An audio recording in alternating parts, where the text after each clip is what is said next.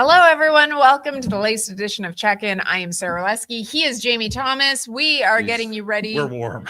It is usually complain about being cold. It is toasty in these jackets today. We are getting you ready for tonight's game against the LA Kings. The first of back-to-back games at home. The first time at home this season that we have seen back-to-back games. Colorado Avalanche in town tomorrow. But after a couple of days off, they played 1 and 5. Yeah. Now back-to-back games. It's 5 and 9 games going forward in 9 days. And as mentioned, starts with the LA Kings tonight. Yeah, and two big challenges, obviously, with LA here tonight and Colorado coming here tomorrow. You would think with back-to-back games at home, you'd have like a little bit easier time of it, but that's not the case. So the Jets looking forward to this challenge. You think back the last time they played the Los Angeles Kings, it was back in late November. The Jets had only 14 shots on goal in that one. There was not a whole lot to like about the game. But Kyle Connor pointing out today that LA jumped on them early. And keep in mind, that was that epic road trip where they're jumping around time zones. 11-day, and they played a huge game in Minnesota the 2 days before, so they had traveled from Minnesota all the way to LA. But LA taking advantage of the Jets' travel issues, and that's what good teams do. And Winnipeg will be a lot more prepared, I believe, tonight for the Kings and the way they play here this evening. Yeah, because they have changed the way that they play and their structure this season. Great next half hour for you coming up. It is a jam-packed show. I'm looking forward to having Jamie McLennan join us. We'll have Daryl Evans from the LA Kings join us as well. Chuck Hellebuyck is in town because, of course, the headliner. The headliner. We cannot. The father of Mr. 300. Well, or is Mr. 300 the son? Do we do it? Yeah. Of Chuck. The son of Chuck. The son of Chuck. The son of Chuck sounds way cooler, actually, when I think about it. Sure, you have 300 wins, Connor. But I mean, Chuck's your dad. Well, so exactly. So, that is, those are our guests today. So looking forward to that. Our question of the day. Let's get going with that away. Before we talk more about the game. So like a big announcement's coming later today. Yeah. Take us through it. So the NHL is releasing the all quarter century, not all century, quarter century. Yes. So from January 1st, 2000 to January 1st, 2025, they're releasing the first and second teams of each team's roster. So our question to you, you have to pick 3 forwards, 2 defensemen, and 1 goaltender. Who is your all quarter century Jets 2.0 team? Mouthful. The Thrashers has to be included in there, by the way. Yes. Yeah. Sorry. Facts are facts. Yeah. Facts are facts. Yeah. So I know that's gonna crinkle some people. So that is your question of the day. Again, 3 forwards, 2 D, 1 goaltender. Goes without saying who the goaltender is. So do we really even? Yeah, like you don't give us the goaltender. That's right. Because there's just one. So, and they're celebrating him tonight, by the way. So we see lots of people commenting on how they are enjoying our jackets. Yeah. These are toasty. They're great. And if you are coming to the game tonight, you can get these jackets at 30% off there. The save of the game available only. They are in store, but the 30% off available only at the kiosks or in the store tonight. So those of you that are coming to the game, and why, if you have the opportunity to be able to come to this game tonight, why wouldn't you? Connor Hellebuyck being honored this evening, which is why Chuck is in town as well. So a pregame ceremony or just before, where he is honored for 500 games, 40 shutouts, and 300 wins. How many people at the start of whatever their year is, they go, I'm going to do this. Yeah. And get it done halfway through. It's pretty impressive. We know, and we've discussed many times about how those were the 3 milestones that he was looking to accomplish this year. I think many of us thought that maybe it was going to happen a couple games sooner, just whether it was against Anaheim or Detroit, but got the job done against Nashville. And love to see how happy Connor was at achieving it, but also just how appreciative he was of being able to do it on home ice. Yeah, and we should get. Do you want to go to Chuck right away because we got Jamie McLennan coming up at 12:40? What do you think? Well, first let's talk quickly about the lineup. Yeah, let's show what the lineup is for this evening. If we've got it, so big news. Yes. Okay, let's start. First off, let's start in net. Connor Hellebuyck will not start in net. Typically, we see him start the first game of back-to-backs. Eric Comrie, though, going to get the start tonight. Hellebuyck in net against Colorado. Obviously, the game against Colorado, every 2 points are important. The game against Colorado, though, essentially that 4-point game. So he will start tomorrow. Eric Comrie finally gets a start at home, and hopefully some more run support. That's always what we discuss when it comes to Comrie of late. Also huge on the blue line. How happy are all of you? Two pieces of good news. That's right. Dylan Sandberg returning to the lineup after missing the last 21 games after breaking a bone in his foot. Yeah. Great. Full shot blockers now on the side and top of his skate. So great to see him back in the lineup. They have really missed him. He has done such a great job developing into that top 4 player. It was a role that we all knew that he was going to be expected to take this year. With Brendan Dillon no longer being with the team, it's what the next step for him was going to be. But when you look at the job that he did, he immediately seemed to fit in there. He took that challenge. He's run with it. So great to be able to have him back. And then, of course, there was fear about Josh Morrissey and whether or not. Didn't finish the other nights. They've got 5 defensemen again. A theme of late. Lots of penalty Unfortunately killing for them. in the third period. They were all great there as well. The remaining 5. But Josh Morrissey will be good to go tonight as well. So great news. So that D-core looking to be more of what they envisioned with at least their top 4 with it. And then up front, we don't see any changes. Okay, so when you have a goaltender reach a significant milestone again, the best person to ask outside their dad is a guy that played the position, because nobody understands the position better than the person that played the position. And the person I'm talking about is Jamie McLennan. So Mr. 300, how are you doing? Always good to see you. You're traveling today. So thank you so much for taking part of this special show as we celebrate Connor Hellebuyck's achievements, certainly over his career, 300 career wins. So first, before we get to talking about Connor, but how are you doing? I'm good. Did I see that Chuck Hellebuyck was before me or after me? We were talking about this, but you popped in. Chuck's, it's the pre-recorded version of Sarah's interview. So Chuck can go at any point in time. Chuck is really good. He's really good about what time he can go before or after the goaltending guru from TSN. Okay. So he was great about that. So I'm more excited to be in the same breath as Chuck Hellebuyck. There we go. So. Noodles, he has a cult following. Does he? He certainly does. We were joking with Connor in the room this morning about how until Connor got his 300th win, that perhaps Chuck was more popular and was giving him a real run for his money in this marketplace. And then he's got quite the following on YouTube as well when it comes to 3D printing. So that helps.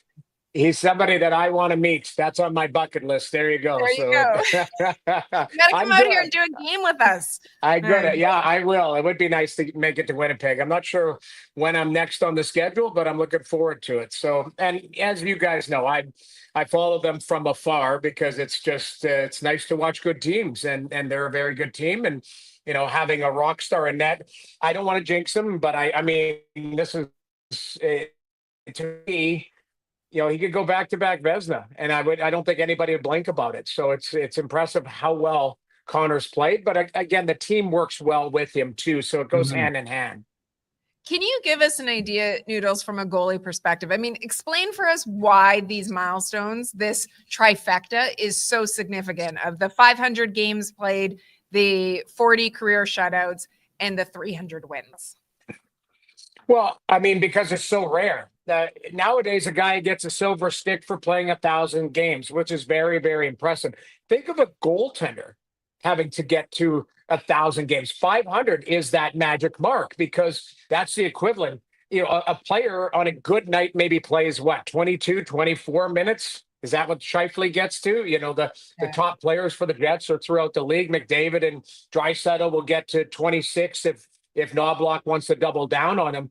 The goalie plays 60 minutes. And a guy like Connor, who is an outlier in the National Hockey League for me because he plays every night, plays back-to-back, plays whenever he's needed, whenever he wants to. To me, it's a story in Winnipeg when Hellebuyck doesn't start, where that's rare in the National Hockey League because you have these sports science people saying, well, you can't have a guy play back-to-back in this league Well, he can do it. I mean, he's that big, he's that strong, and he's mentally that strong as well.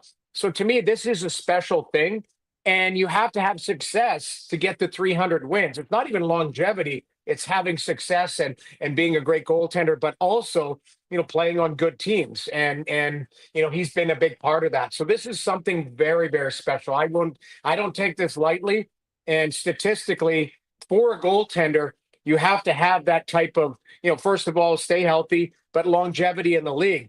I'll give you an example. Cam Talbot got his 500th game. He's 37 years old. Yeah. Connor Hellebuyck, that's the difference. Like, it's because Hellebuyck plays every night. Well, Talbot, was a starter, and then he's been a number 2 and kind of bounced around the league. That's the difference. It's a very, very special thing to get to. And then you throw in the shutouts, then you throw in the wins. Okay, so I know it's a tough question to ask, but looking at the way Connor Hellebuyck seems to be getting better, do you feel as a goaltender watching him that he is getting better each season? It is a tough question, but I would say the reason it looks like he's getting better is you remember when Tim Thomas came back and kind of hit the NHL by storm, and he arguably had one of the greatest 18-month stretches of a goaltender, winning, Cup and a Conn Smythe and Vezina, all of that type of stuff. And he did it as a mature goaltender. And what I talk about is goaltenders, they get really good at 26, 27, 28. And then after 30, if they're an elite goaltender like Connor Hellebuyck, a lot of it's between the ears and how you manage your body and how you think the game. So you do get better. Let's not forget, Fleury and I do believe Pekka Rinne both won Vezinas at 35 years old, because, as long as they manage their body properly and they get good health and knock on wood, some good luck with that. He is getting better with age because he also isn't overwhelmed by the situation. There's one technical thing that I'll talk about with Connor, because he's a very unique goaltender, but he holds his edges very well, which means he stays on his feet a lot more than every other goaltender in the league, where they'll go down and then try and find the puck. And that takes a lot of confidence to do, where, Hellebuyck, there's nights where a guy will come in on a breakaway and Hellebuyck won't even go down. He'll just make a blocker save or make it look very easy. And if he gets beat 5-hole and he's still standing there, it's like, that's a tough look. He probably should have gone down. But to me, Connor has the confidence and has the read to know exactly, what it's going to take in that situation. So he is, I will say, technically getting better with age, because he's just honing his craft. And I'll go back and I know I'm getting long-winded here, and I'll get quick on it. I remember Curtis McElhinney, who's a good friend of mine, said to me, he got put on waivers. I think he was with the Toronto Maple Leafs. He's 35 years old. And he said to me, he goes, I've never been a better goaltender. It's because, the light had gone on and he could think the game and he could understand what it took to be a goaltender at the NHL level every night. And then he ended up going to Tampa, and I think he got a cup out of it. So, to me, Hellebuyck is getting better with age, and you do see it throughout the league. Jamie, a lot of people will talk about the number of starts that he gets, obviously, at the end of the season. He's a workhorse out there, and they've always utilized him a lot, 60 starts last season. From your perspective and the perspective of a goaltender, is there any concern with the number of starts when a goaltender, and Hellebuyck is obviously who we focus in on, but just in general, when a goaltender has that sort of workload in this day and age? Well, I went back to it, like, for the most part throughout the NHL, there's probably 6 or 7 guys who get to that 60 game mark or in that range. And it might be less. Shesterkin before his injury, Vasilevsky does it. Thatcher Demko used to do it, UC Saros. Yeah, there's just a handful of guys. Stuart Skinner got to 58 last year, and then he played 23 in the playoffs. He played 82 games last year. That's an impressive body of work, and it's not for everybody. So if you look at Hellebuyck, I think he can do, and I say this, I'm joking, but he could do 60 in his sleep. Like, I think he's conditioned to do that. As he gets older, again, it's what he needs to get that night, as far as whether he needs to play or he needs to rest. What they do need is a number 2, and Eric Comrie has got a great temperament. is a guy who can give good minutes when Hellebuyck's got a night off. That's the biggest challenge, because that role is very tough. And it's not just, hey, the story is the backup's in and he's given Hellebuyck a night off. The backup has to be at least 500. He has to produce points and give that night off, but also be a contributor. So I think that's the biggest challenge when it comes to having a clear-cut number one superstar and a clear-cut number two, is the number two has to pull his weight. But I think there is, his sweet spot would probably be, low 60. 60 would probably be a great number, but you have to have somebody to play 22 to 25. And that's where, the trust factor comes in throughout the league, but especially in Winnipeg. Buddy, appreciate the time as always. Thanks so much for doing this on a travel day. You look good, and we're looking forward to talking to you again real soon. I look like a homeless guy because I threw a hat on and I threw a T-shirt on, but it is Mail It In Friday. So there you go. You have your lightning bolt T-shirt on tonight. I was so concerned that you guys were going to be in like suits and a dress and stuff, and then all of a sudden, I feel like I'm a member of the. Yeah, so I'm fine. But if I took this hat off, you'd have to go off air. It's not good. So, all right. Thanks, You're the best, for having me. Thanks, Take care. You, all right. Jamie McLennan. Yeah, he knows a little something about guys, goaltenders that play a lot, because he played with Mika Kiprasov, and that was a constant conversation. Where Kiprasov's playing like 70 games a year, sometimes. So Jamie McLennan understands the teammates that have played that amount of games. So absolutely great stuff from Jamie McLennan, especially from a technical aspect about what Connor Hellebuyck has improved upon, and that's something else. So, do you want to bring out Chuck right away, because we got Daryl Evans sure. Let's just very quickly before we do. I just see people talking again. Love all the comments about what your quarter century team would be. We need 3 forwards, 2D. We're going to presume that everyone's going to choose Connor Hellebuyck as your goaltender. Also, people commenting still on the jackets. If you're coming to the game tonight, they are 30% off. Otherwise, they are available in store. But to get the 30% off, you have to be in attendance tonight. And I will say it is very warm. Yeah. So warm that I might need to take it off for a minute before this that whole commitment thing again. So I know. Yeah. I know. I give you I'm really happy for you that you're actually warm, because it's been a long time since I've been able to. You've been on the struggle bus when it comes to staying warm. So congratulations. The jackets do look fantastic though. So make sure to check them out online. But let's get to Chuck Hellebuyck. The star of the show. Here he is. Okay. It's so great to see you back in Winnipeg, and obviously a very special night here coming up for your family. What are you most looking forward to about this evening? Just being part of it. It's got a lot of friends and, some family in town, and it's just such an interesting celebration, But like I've said before, I'm a fan like everybody else. I just get a front row seat. And that's really what this is. This is a front row seat to something really special. There was a lot of anticipation for the 300th win, and when I spoke to Connor afterwards, we all knew that there were certain regular season milestones he was looking to hit this year. Right. So was there nerves on your part? Was there anticipation waiting for this 300th win to happen? I guess I've been doing this long enough that I was not nervous. Yeah. The couple games there where I thought probably was going to be it, wasn't it? But that game, the 5-on-3, the way he was playing, people were saying, "You're nervous." Like, no, I could see it in his play. I've watched him long enough.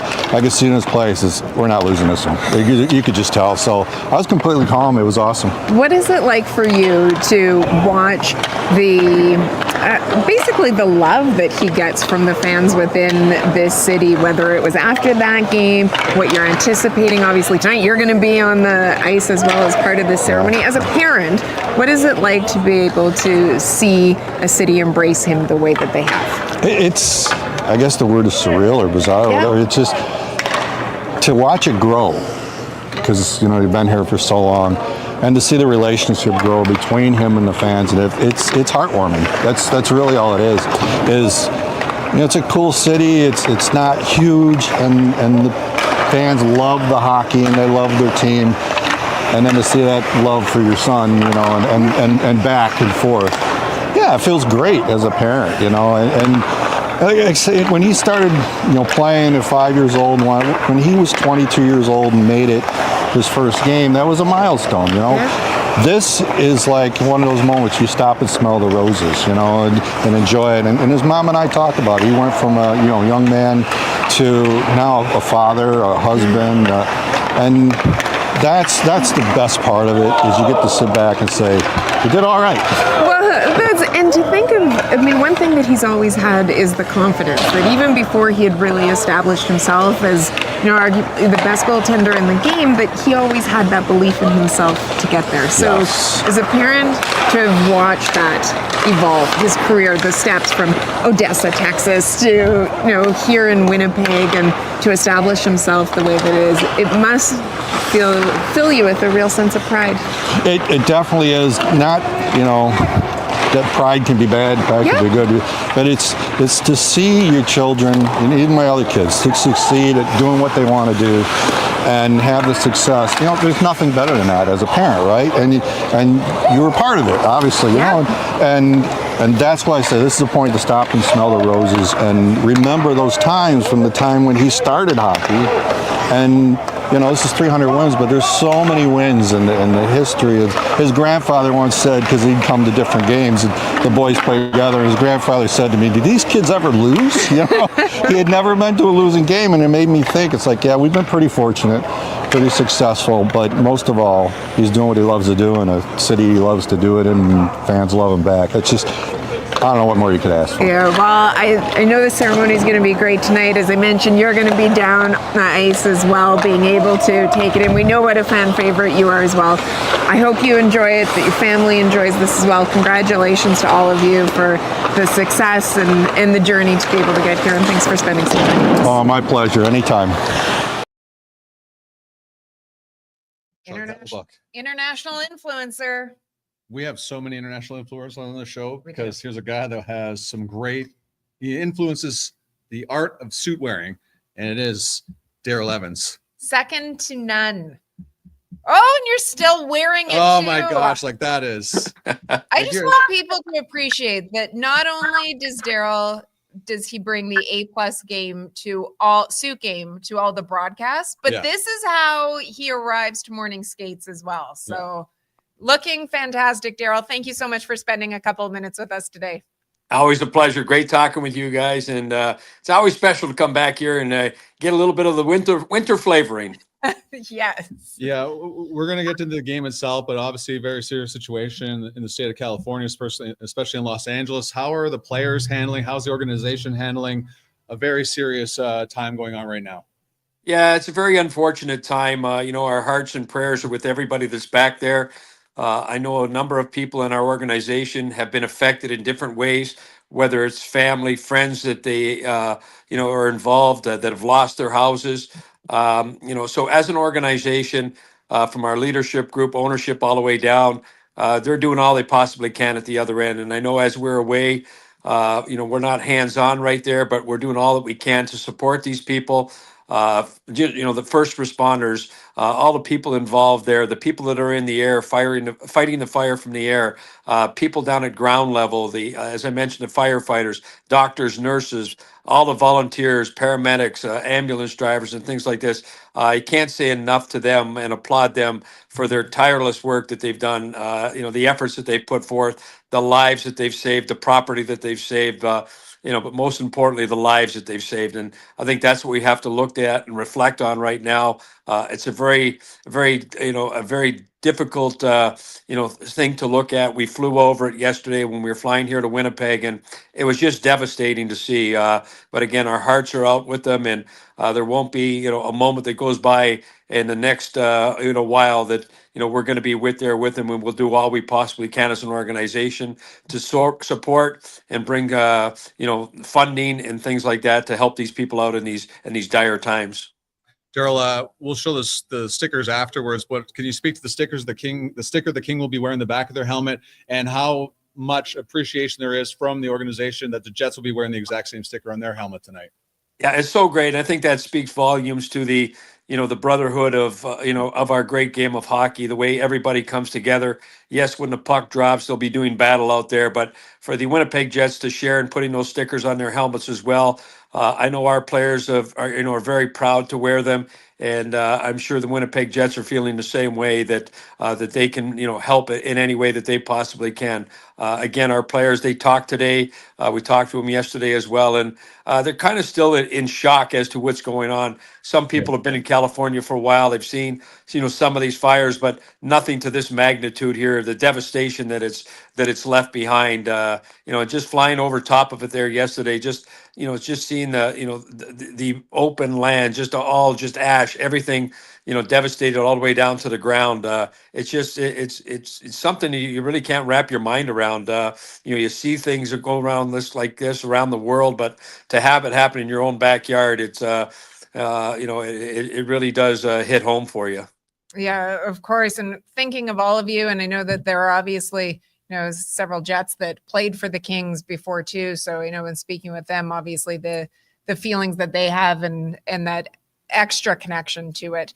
Daryl, if we turn our attention to the ice, though, when you look at this Kings team, they come in tonight, they've won their last 4 games, sitting 3rd in the Pacific Division right now. We've seen changes in the structure to the Kings. It seems to be working well. In your mind, what is the strongest part of the Kings game at this point? I think when the Kings look at, the last couple of years and, the way that they got beat out in the playoffs, of course, first and foremost, the Edmonton Oilers were the team that beat them out. But using teams like the Oilers, the Vegas Golden Knights, the Winnipeg Jets, the top teams in the West Conference, the Kings made some adjustments going back to last year, this past offseason. Rob Blake addressed some things. First of all, with the coaching staff, they wanted to change and make a different approach to the way they played the game, become a little bit more offensive. And they've changed the structure through the neutral zone instead of the 1-3-1. They've gone to more of an aggressive 1-2-2. But the personnel that they brought in, you look at the changes that they made: Tanner Jeannot, Warren Fogle, Joel Edmondson, Darcy Kemper, Kyle Burrows. We've had a couple of those guys in Kemper and Edmondson. They've been members of Stanley Cup championship teams, so they bring something very valuable to the team. They bring glue to the team, already a good existing hockey club. And I think these guys have really put it all together. The young players are starting to grow. LaFerriere, we've seen where his game's gone. Byfield's on a little bit of a streak now as well. So the young players are growing, and career that Anze Kopitar's had, the impact, the way he leads this team. Trevor Lewis, I know Drew Doughty hasn't been on the ice, but he's had his his footprint all over it as well. So it's a real good balanced hockey club. They get help from a lot of different areas. Strong defensive minded team, but I think most importantly, the willingness to be able to sacrifice the offensive chances for defense, and then when the offensive chances do come about, they have a different skill set. Guys like Fiala and that Kempe, these guys are capable of taking advantage of those chances, and the Kings are producing on the counterattack a lot more. Not a lot of 1-for-1 trades in the National Hockey League ever nowadays, Daryl, but the Darcy Kemper, Pierre-Luc Dubois trade sure has worked out for the Kings, hasn't it? It really has, and people are going to say, oh, the Kings should have held on, but I think it was a situation that a change needed to be made, and it was unfortunate it came as quick as it did for Dubois in Los Angeles. For whatever reason, the fit wasn't there. He wasn't able to find his game. But I think the Kings, more importantly, really addressed something that they needed, and that was getting themselves a legit number 1 goaltender. And in Darcy Kemper, he brings that. I remember one of the first conversations we had with Darcy, and he talked about the familiarity he had with the Kings system, the trust that they had, the way that they are very predictable as a team defensively. And that was real exciting for him to come back to. And we talked to him a little bit after, and he says it's exactly what he expected it to be. And the Kings have done a great job in front of him. And he, along with David Riddick, they provided the Kings with some real solid goaltending, up amongst the best defensive teams in the NHL. So you can't do that as an individual, but Kemper's definitely made big strides here in Los Angeles, changing the complexion of the team. And I know that Dubois is doing a really good job over there in Washington. So change of scenery for him seems to have done good. But more importantly, the Kings got what they needed, and it put themselves in a good spot because of it. Oh, it's weird. Oh, sorry about that. No. We both had, at the same time. Who's Yeah. going to talk next? Yeah. Daryl, thank you so much for spending a few minutes with us here today, giving us some more insight into the Kings, with the Jets looking to face off against them for the second time this season tonight. We always appreciate the time. And again, thinking of not only you, but everybody back there that is being impacted and continues to be impacted by these wildfires. We are wishing for the best for all of you. We appreciate it. Again, keep up the great work. You guys do an incredible job. And again, I know myself and everybody in our organization and people back in Los Angeles, we appreciate your thoughts and prayers, and we'll continue to pray for all those affected back home. And be well, my friend. We will see you tonight at the rink. Look forward to it. See you, Daryl. Take care. But that's like, the sad part is like, the Kings are playing so well, and you really want the focus to be on the game. It's about Connor Hellebuyck and all stuff like that. But just you can't take your mind off of what's happening. No, it puts everything in perspective as to Yes. what's true. I mean, we all love hockey, we love sports, everything. But I mean, it's sports. Yeah. This is, I mean, people are dealing with stuff that is so far beyond that, and obviously is so much more important. But it really, I think, allows everybody to, or forces everybody to take stock and puts things really in perspective as to how fortunate we are. Okay, so we just talked about the quarter century team, which will be announced a little bit later today. Yes, the Thrashers do count for the quarter century team. Not Jets 1.0. I see a number Yeah, of you. And yeah. yes, we know this is a hot topic. It always is. But no, with the NHL, the way that they are doing it is based on the franchise, which includes the Atlanta Thrashers, not Jets 1.0. But I do like a lot of the choices. Maybe that's for another day that we'll talk about what a team or your first team overall would be if you were looking at Jets 1.0 and Jets 2.0. Certainly some great stuff. And then, yes, the Kings, just a great challenge. And you thought, they were ready to take that next step when they made the trade last year for bringing in Pierre-Luc Dubois, and it just didn't work out. And now this is, I think, the Kings team that they were thinking of, Rob Blake and company, when they made that trade 2 summers ago. And now they have the team that they have right now, getting some great goaltending, which we all know a little spoiled about here in this city. 100%. When it comes to that category. I think that sometimes we don't always realize exactly what we have, because when you have it day to day, you don't necessarily think about what it would be like if you didn't have it. But just a reminder for tonight as we get ready to close off. Connor Hellebuyck celebration tonight. It will happen before the start of the game. Make sure if you have the opportunity to get down here, it's going to be a tremendous event. It's being treated very much like the 1,000 games sort of celebration that we see for players. So you want to be able to take part in that. Dylan Sandberg back in the lineup, returning after 21 games. Huge. Josh Morrissey is able to go. So you look at the top 4, strong top 4 for the Jets, especially having Sandberg back against a team like LA. A bigger team, more physical team will be key. Can't have him, couldn't come back at a better time, essentially. And then we still see a number of people talking about the Jackets in here. If you want to take a quick turnaround, I'm going to use you as the model for it. Well, you got to stay in frame now. Sorry about that. You just need to turn around right there. It's also Winnipeg Jets on the back. They are great jackets. They are very warm, which is why I eventually had to take it off. But 2011 here. They look great. They're 30% off tonight if you're coming to the game. Again, if you are not able to make it to the game or you're out of town, you can get them online as well. You look pretty sharp in it. Thank you. See? Yeah. I feel like we could kind of be an Archie comic or something like that. Do you think that they would miss this if I walked out here and pretended like, you know what? I didn't know. Should we test this? Should we test the system? There's cameras everywhere. If I am hosting the show alone tomorrow, you will know what happened. Out of here? Yes. Hey kids, look at my new coat. It's not the message that we want to send. Right. It's not. I paid for this.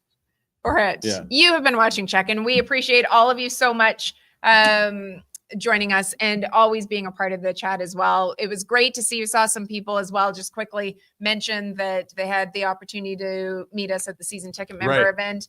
It was great to meet so many of you that were there to be able to put a face to it. We love seeing all of you in the chat, and we're going to see you next year when they do the season ticket member thing. It was really cool. Yeah. And we're going to see you again tomorrow because this is the first game of back-to-backs. Colorado in town, a huge 4-point game, especially when you look at the standings. So Colorado waiting to play them again. That's how the schedule's been working out.